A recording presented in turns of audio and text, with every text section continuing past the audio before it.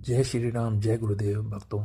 यह कहानी नैनीताल की वादियों में स्थित पावन हनुमानगढ़ी के आध्यात्मिक वैभव, शांति और वहाँ के प्राकृतिक सुंदरता को समेटे हुए है।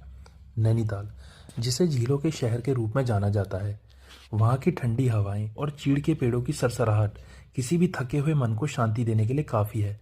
लेकिन इस शहर की खूबसूरती केवल इस झील तक सीमित नहीं है। नैनीताल के प्रवेश द्वार पर स्थित है एक ऐसा स्थान जहाँ अध्यात्म और प्रकृति का अद्भुत मिलन होता है, हनुमानगढ़ी। कहानी की शुरुआत होती है 1950 के दशक में।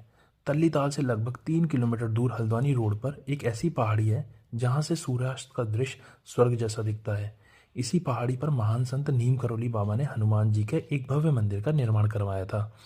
बाबा नीम करोली, जिन्हें उनके भक्त हनुमान जी का अवतार मानते थे, अक्सर इस पहाड़ी पर आकर बैठते थे। स्थानीय लोग बताते हैं कि बाबा को एकांत पसंद था। एक शाम जब सूर्य की अंतिम किरणें नैनीताल की पहाड़ियों को सुनहरा कर रही थी, बाबा ने इस स्थान की पवित्रता को महसूस किया और यहाँ बजरंगबली की एक विशाल प्रतिमा स्थापित करने का संकल्प लिया। जैसे ही कोई यात्री हनुमानगढ़ी की सीढ़ियाँ चढ़ना शुरू करता है, उसे ऊंचे ऊंचे वृक्षों के बीच छनकर आती धूप और वानरों की टोली स्वागत करती नजर आती है। मंदिर की मुख्य विशेषता हनुमान जी का वह विशाल और भव्य मूर्ति है जिसमें वे अपने हृदय को चीरकर प्रभु श्री राम और माता सीता के दर्शन करा रहे हैं। यह मूर्ति केवल पत्थरों की कलाकृति नहीं है, यह भक्ति की प्रकाष्ठा का प्रतीक है। भक्त जब इस प्रतिमा के सामने खड़े होते हैं तो उन्हें एक अनूठी ऊर्जा का अनुभव होता है। मंदिर परिसर काफी विस्तृत है और यहाँ से नीचे की ओर फैली हुई हरी भरी घाटियाँ और दूर क्षितिज में डूबता हुआ सूरज एक ऐसा अनुभव प्रदान करता है जिसे शब्दों में पिरो पाना कठिन है। एक यात्री की कहानी। समीर, जो दिल्ली की भागदौड़ भरी जिंदगी से थक चुका था, शांति की तलाश में नैनीताल आया। उसने माल रोड की रौनक देखी, बोटिंग की, लेकिन उसके मन की व्याकुलता कम नहीं हुई। होटल के मैनेजर ने उसे सुझाव दिया, साहब, अगर सच में मन की शांति चाहते हो तो कल शाम हनुमानगढ़ी चले जाना। अगले दिन शाम 4 बजे समीर उठा और हनुमानगढ़ी की ओर चल पड़ा। मंदिर की सादगी ने उसे चकित कर दिया।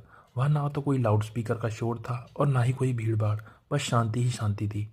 समीर ने देखा कि मंदिर के कोने में कुछ साधु हनुमान चालीसा का पाठ कर रहे थे। वह चुपचाप एक पत्थर की बेंच पर बैठ गया।